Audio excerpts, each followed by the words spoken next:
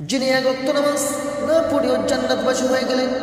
আমার ভাইরা, আমর ইবনে সাবিত, যিনি উমাইর নামে খ্যাত ছিলেন, সারা জীবনে ইসলাম বিরোধী ছিলেন।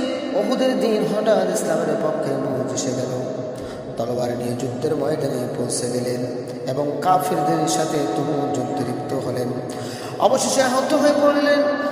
লোকেরা যখনই দেখলো উমাইর পড়ে আছে, তখন সবাই অবাক হলো এবং বলল, হে আমর, তুমি এই যুদ্ধে কিভাবে এলেন?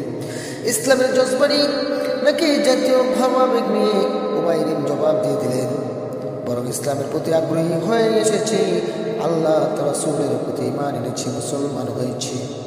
তারপর তরবারি হাতে তুলে নিয়েছি, রাসূলুল্লাহ সাল্লাল্লাহু আলাইহি ওয়াসাল্লামের সাথে জিহাদ করেছি এবং তার ফলে এই সব জখম হয়েছে। এই কথাটুকু বলার সাথে সাথে তার জীবন প্রদীপ নিভে গেল। আমার ভাইরা, রাসূলুল্লাহ সাল্লাল্লাহু আলাইহি ওয়াসাল্লাম তার খবর শুনে বললেন, সে অবশ্যই জান্নাতবাসী। হযরত আবু হুরায়রা রাদিয়াল্লাহু তাআলা বলতো, সেই ব্যক্তিকে যে একবারও নামাজ না পড়ে জান্নাতবাসী হয়েছে, তিনি এই সাহাবী আমর ইবনে সাবিত উমাইর রাদিয়াল্লাহু তাআলা আনহু।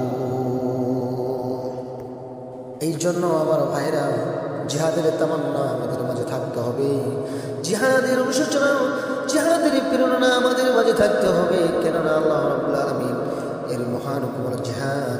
জিহাদ করা প্রত্যেকের জন্য ফরজ, সেটা ঈমানি দায়িত্ব। যে কোনোভাবে আপনি জিহাদের তামান্না আল্লাহর কাছে চেয়ে নিতে পারেন।